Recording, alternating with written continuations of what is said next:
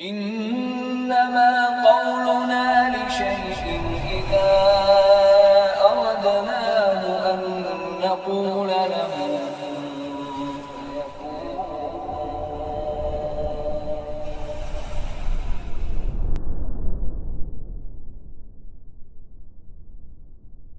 Rahimakumullah, kita melanjutkan pengkajian kitab Amalan Sunnah Setahun karya Al-Ustaz Yazid bin Abdul Qadir Jawaz hafizahullah ta'ala. Di pembahasan pada kali ini perkara-perkara yang tidak membatalkan wudu, yang mana sebagian darinya dianggap membatalkan wudu padahal sejatinya tidak membatalkan wudu. Dan disebutkan oleh penulis hafizahullah di kitab ini ada sekitar 8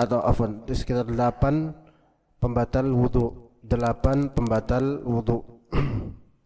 Ya mungkin tidak sampai semuanya untuk maghrib kali ini, dan bisa kita lanjutkan pada waktu mendatang, yang mungkin saja waktu mendatang yang dimaksud di bulan Syawal setelah Ramadan, karena sepertinya bulan depan Maret sepertinya sudah masuk Ramadan untuk pekan kedua Jumat.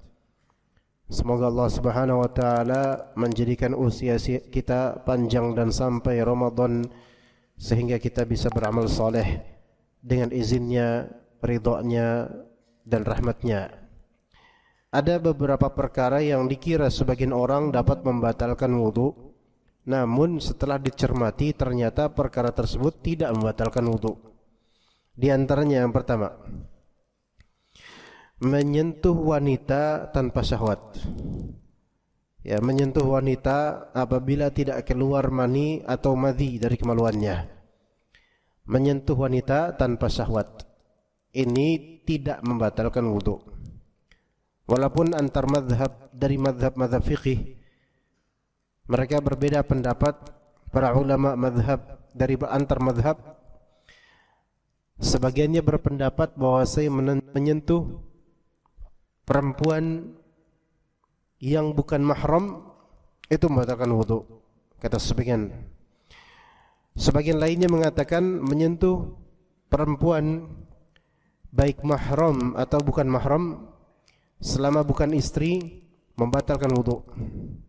Bahkan ada yang menganggap, walaupun ini minoritas sekali tapi yang populer di kita, menyentuh perempuan walaupun istri itu membatalkan wudu. 3 pendapat ini yang lebih sahih adalah tidak tepat. Yang lebih sahih adalah tidak tepat. Yang lebih tepat adalah selama menyentuh tersebut tanpa syahwat maka tidak membatalkan wudu.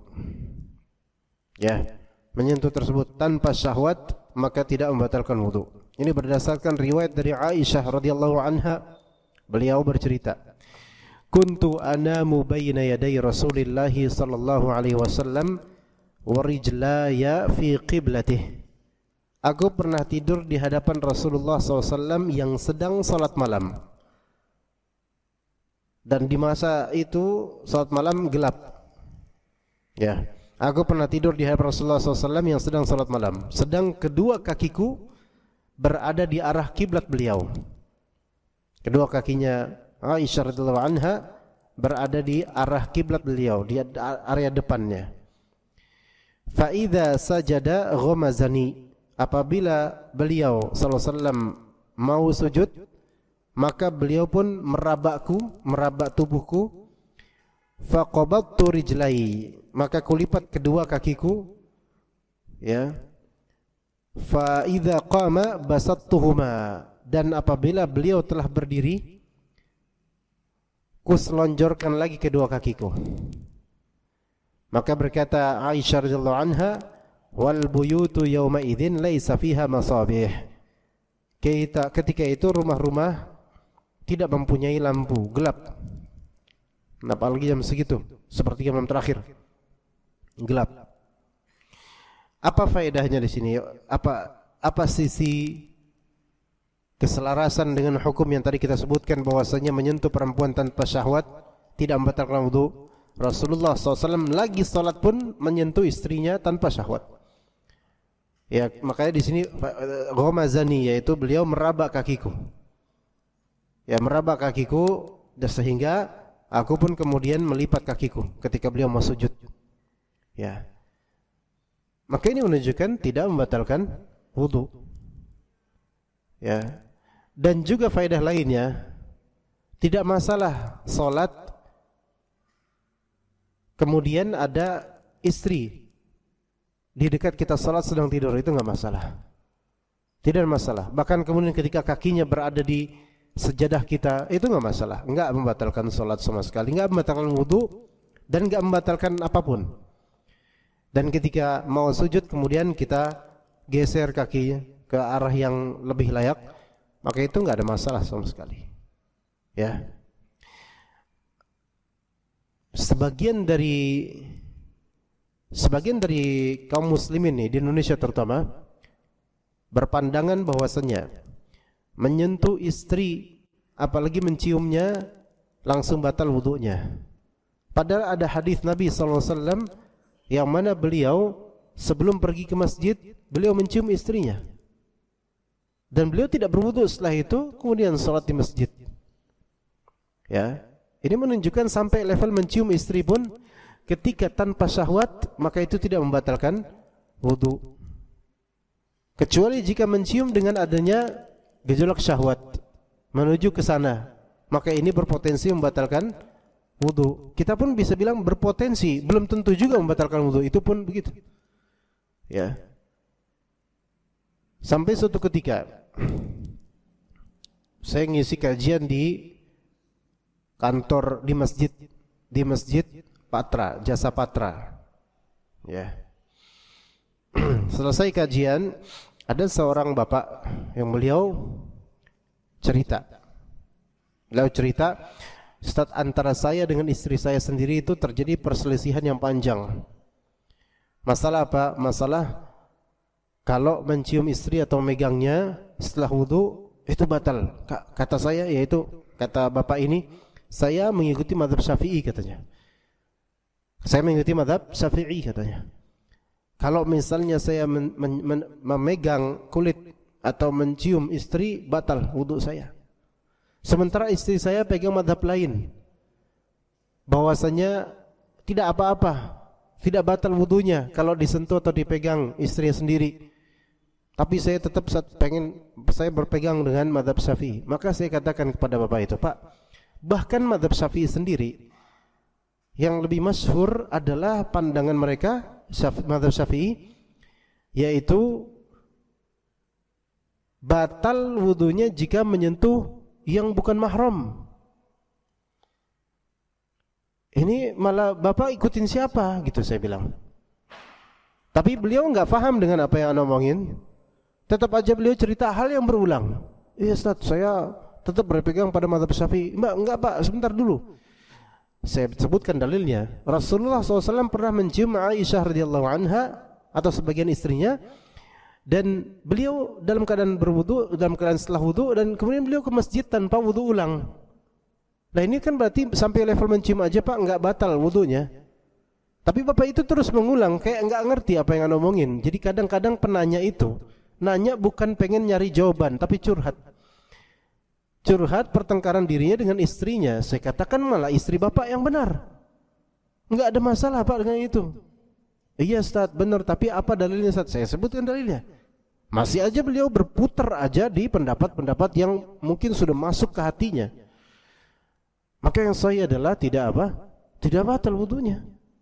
Iya, tidak batal wudunya selama mungkin menciumnya tanpa syahwat, hanya cium sayang, pengen pergi ke masjid atau gimana, maka enggak membatalkan wudu insyaallah. Enggak membatalkan wudu.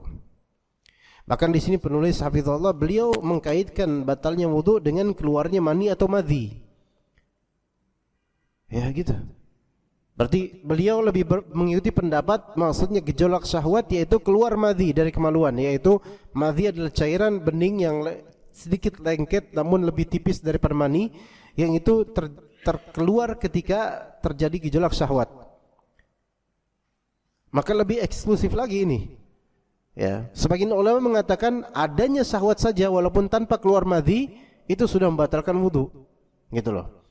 Jadi masalah menyentuh perempuan, membatalkan wudu, itu tuh ada beberapa kriteria yang harus terpenuhi supaya terjadi pembatalan wudu. Yang pertama yaitu adanya syahwat ketika menyentuhnya, gitu loh.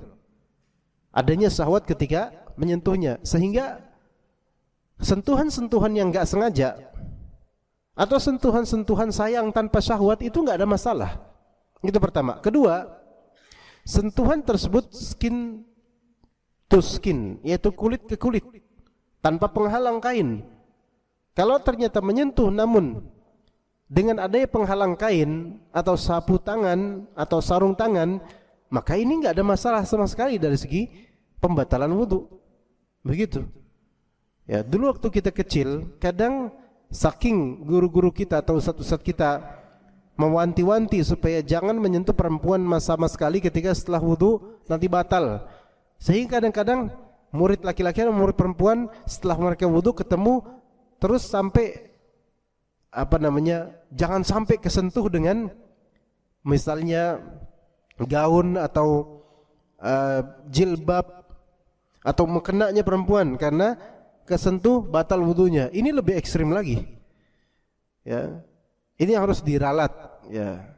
Kalau misalnya sekarang ada beberapa sekolah ibtidaiyah biasanya yang kontrol, kadang-kadang gurunya itu guru yang meletok dari dulu ilmunya kayak gitu dan mengajarkan kepada murid-muridnya faedah seperti ini yang salah, maka harus diralat sama orang tuanya.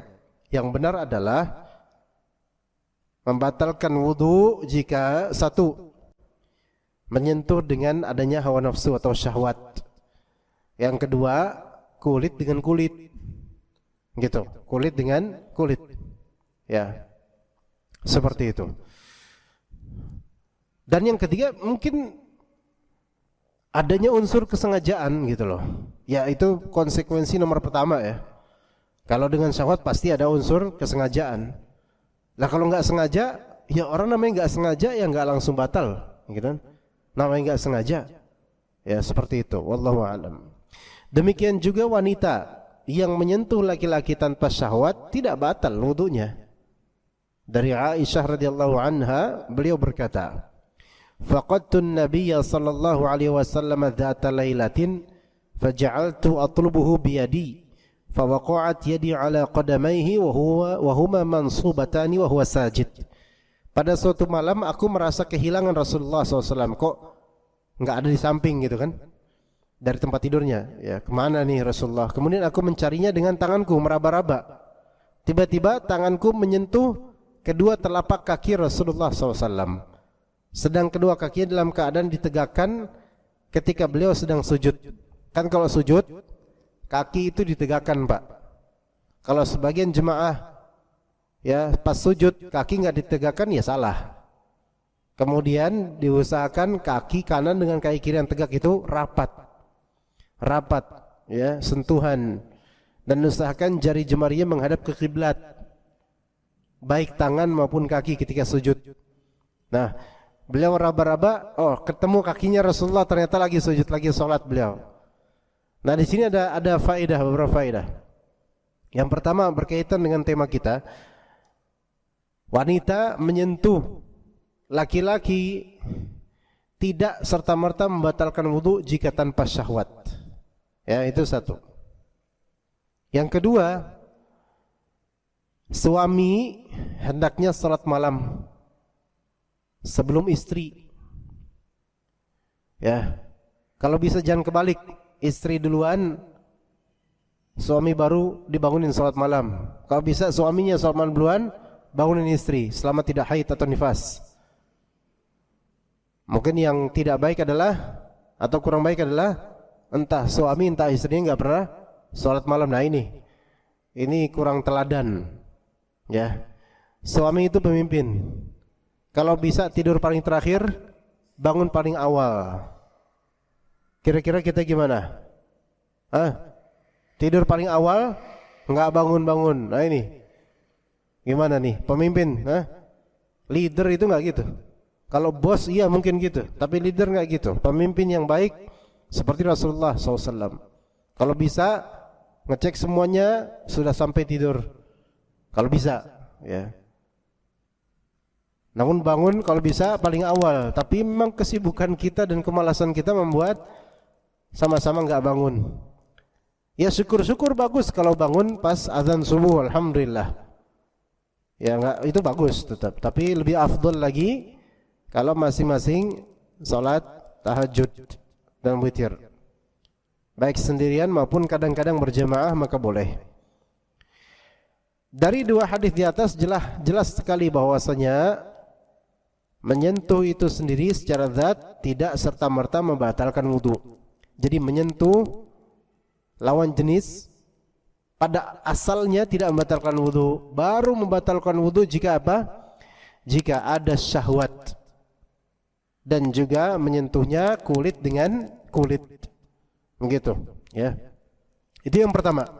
Yang kedua, yang dikira batalkan wudu tapi ternyata tidak. Yang kedua, keluar darah karena luka, berbekam, bisul yang pecah dan yang semisalnya.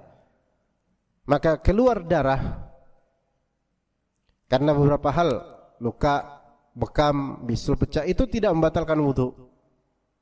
Ya, menurut salah satu pendapat dari ulama, pendapat yang paling sahih, yang lebih sahih adalah tidak membatalkan wudu. Tetapi apakah darah itu najis? Nah, ini juga pendapat yang ana pribadi pegang. Darah yang banyak maka itu najis. Darah yang kecil sedikit maka itu dimaafkan. Darah yang banyak dan tidak memungkinkan untuk ditalangi atau dicegah maka itu dimaafkan. 3 hal. 1. Darah yang banyak pada asalnya itu najis. Ya. Namun keluarnya ia tidak membatalkan wudu. Fahami baik-baik. Darah yang banyak itu najis. Namun keluarnya ia tidak serta-merta membatalkan wudu kecuali keluarnya sebagai darah istihadah bagi perempuan. Ya, inilah agak kompleks kalimatnya, tetapi seperti itu kaidahnya. Anak ulangi. Darah yang banyak itu najis. Namun keluarnya ia dari tubuh seperti mimisan atau muntah darah atau luka yang kekopek gitu kan, keluar banyak darahnya misalnya, atau keiris, atau karena bekam, atau bisulnya pecah, itu semua tidak membatalkan wudu meskipun najis. Oke? Itu faedah yang pertama. Tidak membatalkan wudu meskipun itu najis. Ana lebih condong ke pendapat yang menajiskan darah yang banyak. Oke? Yang kedua, darah yang banyak yang tidak memungkinkan untuk di cover atau ditalangi atau dihapus, maka itu dimaafkan. Ya, maka itu dimaafkan. Itu yang kedua. Seperti apa? Yaitu di medan perang. Di medan perang tidak ada waktu untuk membersihkan diri untuk salat. Maka kalau salat dalam keadaan seperti apa adanya ketika banyak bercakan darah walaupun darah orang lain, maka ini semua dimaafkan. Salatlah dengan keadaan seperti itu. Kadang enggak ada waktu. Perang ada enggak waktu untuk bersih, berhias? Enggak ada. Ya. Kemudian yang ketiga, darah yang kecil atau sedikit, hanya setetes, 2 tetes, 3 tetes atau sekelumit doang keluar, maka ini walaupun asalnya dari itu najis tapi dimaafkan. Seperti luka kecil yang kekopek misalnya, ya, atau mimisan ringan, ini dimaafkan. Ini dimaafkan, ya. Jadi wallahu alam, darah yang lebih sahih yang ana lebih condong padanya pada pendapat ini bahwasanya darah itu darah yang mengalir, darah yang banyak itu najis. Makanya di penyembelihan, ya, Idul Adha, ya, itu jangan membagi-bagi daging yang masih banyak darahnya atau memotong dagingnya itu jangan di dalam masjid atau jangan di teras ubin masjid yang nyambung persis dengan masjid. Sebaiknya hindari itu. Tapi kalau teras di sini adalah parkiran atau yang bukan dianggap sebagai bagian masjid, bukan aulanya, tidak nyambung ke masjid, maka itu tafadhol. Tapi kalau misalnya itu ada di lantai yang persis itu emang nyambung dan dianggap masjid, maka jangan. Karena apa? Karena kita tidak boleh membiarkan adanya najis di dalam masjid. Di antara bukti dan dalilnya adalah suatu ketika Nabi dan para sahabat melihat seorang badui tiba-tiba datang ke masjid untuk kencing di masjid. Maka para sahabat marah mereka. Rasulullah tahan, jangan biarkan. Karena kalau ditahan, lagi kencing disuruh stop, itu repot nanti. Dia kaget, ada yang teriakin takutnya, nengok, ya bleber kemana-mana, gitu kan. Dan juga kalau di stop, kesian nanti kemaluannya. Maka udah jangan. Madaratnya lebih buruk, gitu kan. Maka kemudian setelah selesai kencing di situ, Rasulullah SAW setelah orang Badui itu kencing di situ selesai, Rasulullah SAW memerintahkan sahabatnya untuk mendatangkan satu ember air dan kemudian diuhriqa, yaitu disiramkan dengan air tersebut. Segera bergegas untuk menghilangkan najis tersebut dari masjid. Nah, ketika kita tahu darah yang banyak itu adalah najis, maka tidak boleh kita tempatkan di bagian dari masjid, baik aulanya, lantai atas, ataupun bagian ubin yang memang nyambung dan dianggap sebagai bagian dari masjid. Maka jangan ditaruh di situ darah-darah itu, karena itu adalah najis. Ya, begitu. Nah, ketika seseorang ketika lagi sholat, dia mungkin gatel kemudian kekopek, keluar darah dan cukup banyak, agak ngalir pula. Apakah batal wudunya? Tidak. Keluar darah tidak batal wudu kecuali darah istihadah untuk perempuan di kemaluannya ketika itu darah penyakit. Adapun laki-laki misalnya, maka enggak masalah. Maksudnya enggak masalah sini, enggak membatalkan wudu, tapi dia wajib untuk membersihkan dan menahan atau menangkal keluarnya darah tersebut. Apalagi ketika sholat. Allahu Akbar, lagi sholat, kemudian kopek sedikit, jerawatnya mungkin ada, kemudian darah gitu mulai mengalir kecil-kecil gitu. Lah terus gimana nih? Batal enggak sholatnya? Tidak batal sholatnya. Melainkan dia apa? Mungkin bisa cari ini. Walaupun dia gerak cari ini, walaupun gerakannya banyak, gerakan yang banyak selama tidak terlalu berlebihan, dengan tujuan untuk hajat dan kebutuhan salatnya supaya tetap aman, maka dia diperbolehkan gerakan-gerakan tersebut. Ya, seperti gerakan mematikan HP, men-silent HP yang ringtone-nya berbunyi ketika dia telepon lagi pada salat, maka demi maslahat dan kebaikan salat agar tidak merusak salat, dia boleh untuk mematikan atau gimana caranya untuk menghilangkan suaranya itu. Seperti itu, ya. Kecuali kalau misalnya gerakannya terlalu keterlaluan banyak, ya. Kayak misalnya dia nyarinya terlalu jauh, ya. Dan enggak tahu di mana tisu, enggak tahu di mana kain apa, maka ini susah. Maka dia lebih baik membatalkan salatnya, bukan batal wudunya, membatalkan salatnya demi mencari tisu dan semisalnya, karena ini udah darurat banyak nanti, ya, begitu, seperti itu, ya. Wallahu alam. Kemudian yang ketiga, yang disangka sebagian orang itu membatalkan wudu padahal yang sahih adalah tidak, yaitu muntah dan sejenisnya, baik sedikit maupun banyak. Muntah, dan ini pendapat yang sahih, muntah itu tidak membatalkan wudu. Penting untuk diketahui, muntah tidak membatalkan wudu. Ya. Apakah muntah membatalkan salat? Juga tidak membatalkan salat insyaallah taala. Ya. Muntah tidak membatalkan wudu, tidak membatalkan salat. Ya. Dan walaupun muntahnya ketika tidak salat, ya, bukan dalam konteks salat, dalam konteks biasa juga.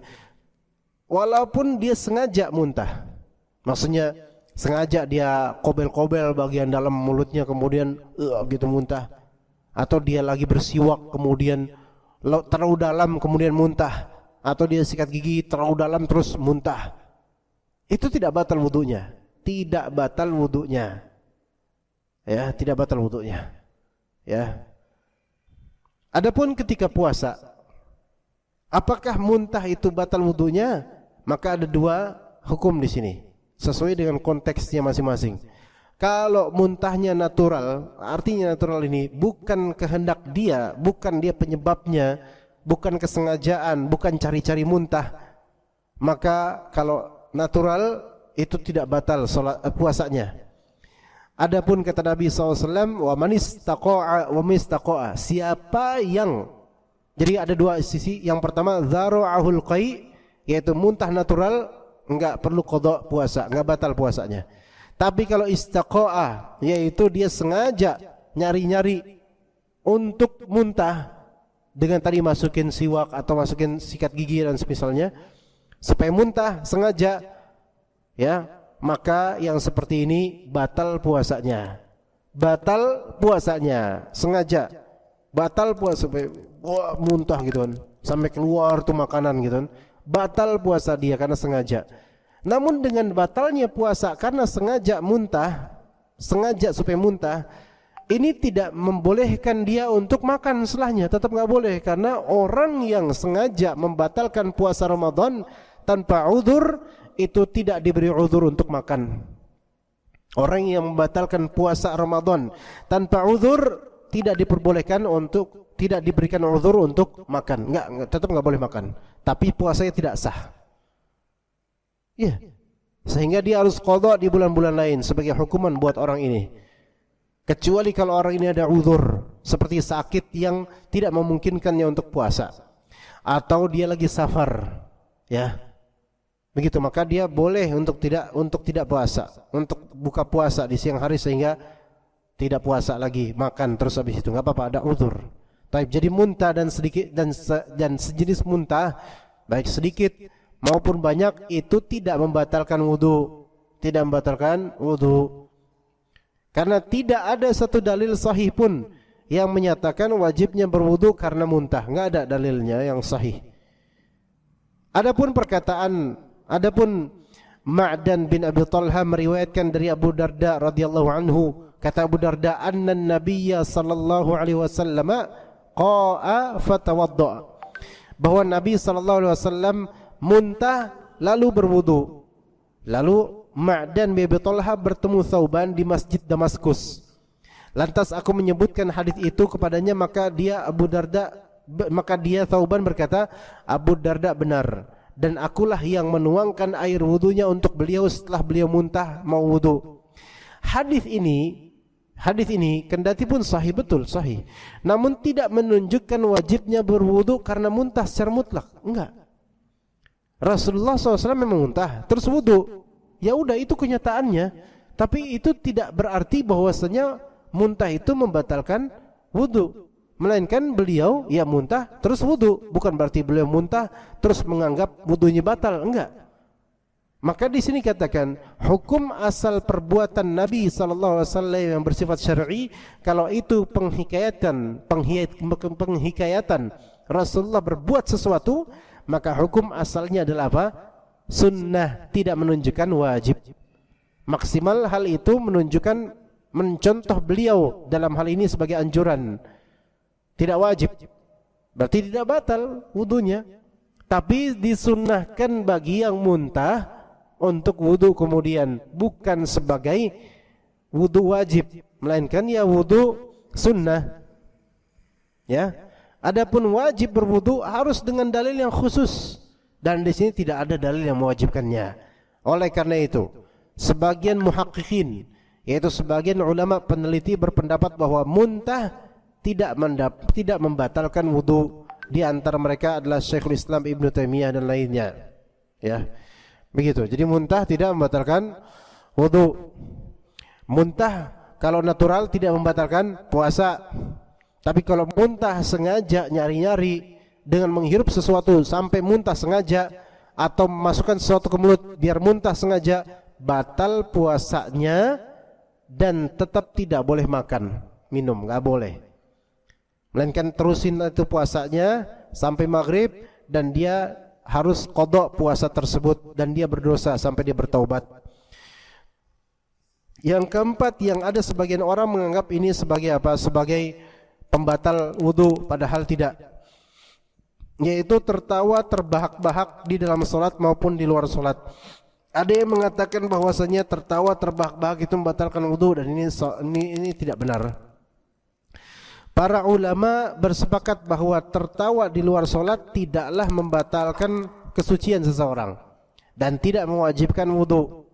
Mereka juga bersepakat bahwasanya tertawa dalam solat dapat membatalkan solat. Tertawa dalam solat dapat membatalkan solat.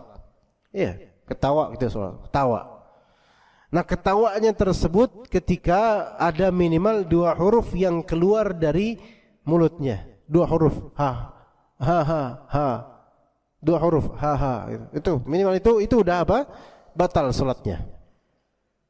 Ya, nggak mungkin kalau dia mentadaburi ayat Allah dia ketawa, itu nggak mungkin. Pasti ketawa ada sesuatu. Ya.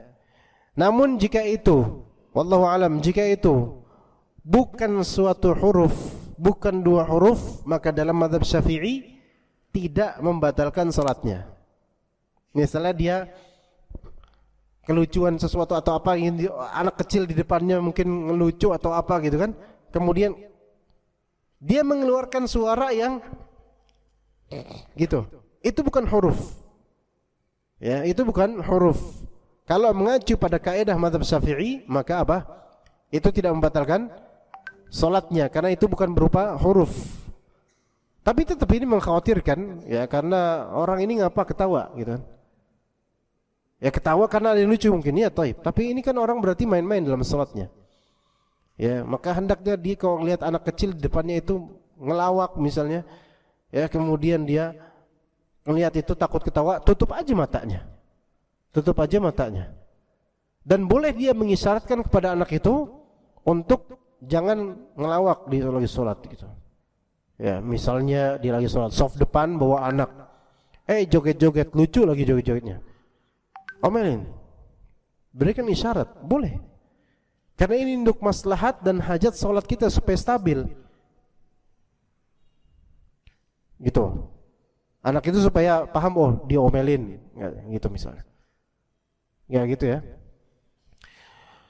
Tapi kemudian dikatakan, namun mereka berselisih pendapat tentang batalnya wudu karena tertawa dalam solat. Pendapat yang benar adalah pendapat yang mengatakan bahwa tertawa dalam solat tidak membatalkan wudu.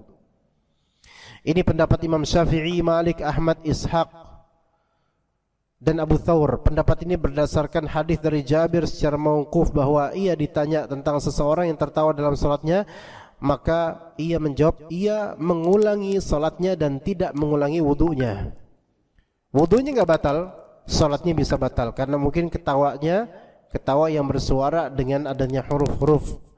Atau kita katakan aja ketawa yang misalnya kita kenal itu ketawa, bisa apa? Bisa membatalkan salat namun tidak bisa membatalkan wudu. Enggak ada ketawa terbahak-bahak sampai keluar tekaknya sekalipun, itu enggak batal wudunya, ya. 5. Memandikan jenazah dan mengusung jenazah. Memandikan jenazah atau menggopong atau mengusung jenazah sampai kuburnya, itu tidak membatalkan wudu. Namun kita lihat nanti hadisnya. Siapa saja yang memandikan jenazah atau mengusungnya, maka wudunya tidak batal menurut pendapat yang lebih kuat. Tetapi sebagian ulama ini mereka menganjurkan bagi siapa saja yang memandikan jenazah dianjurkan mandi, yang memandikan jenazah dianjurkan mandi, dan siapa yang enggak memandikan namun mengusung jenazah, maksudnya menggopong,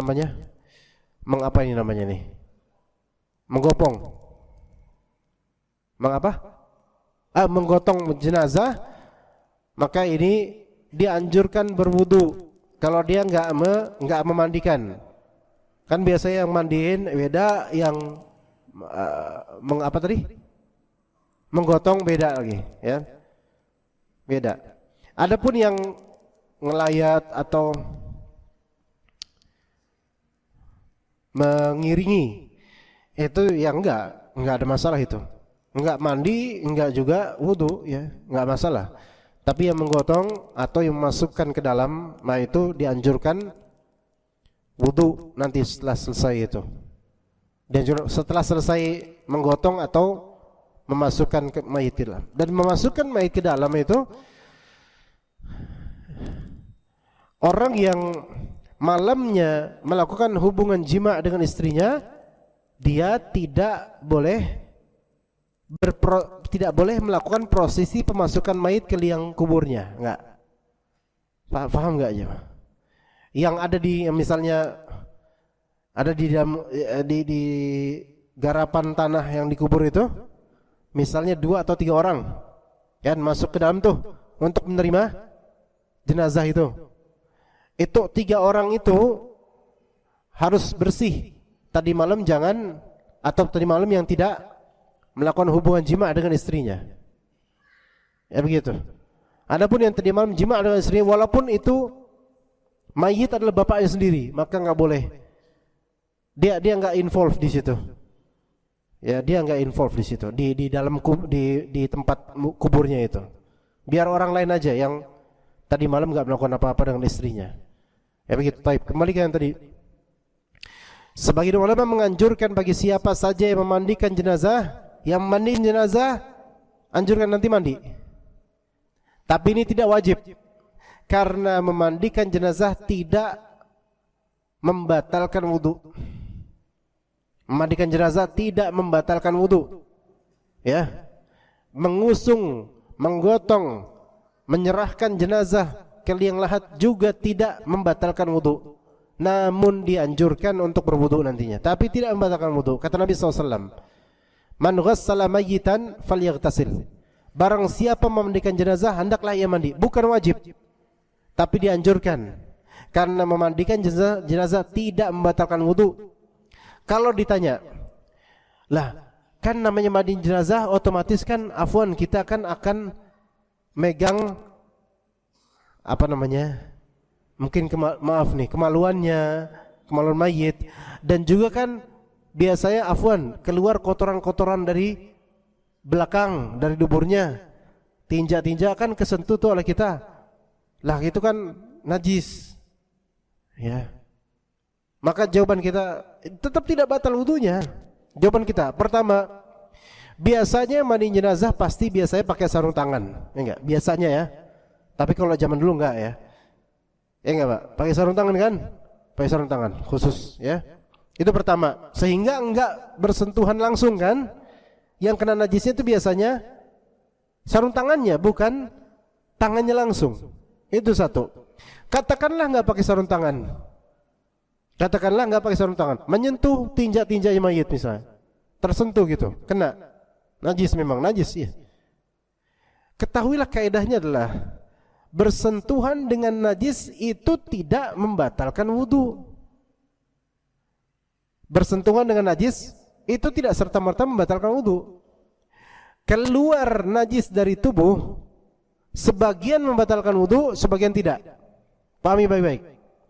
Keluar najis dari tubuh, sebagiannya membatalkan wudu, sebagian tidak. Yang membatalkan wudu seperti apa? Kencing najis, keluar batal wudunya.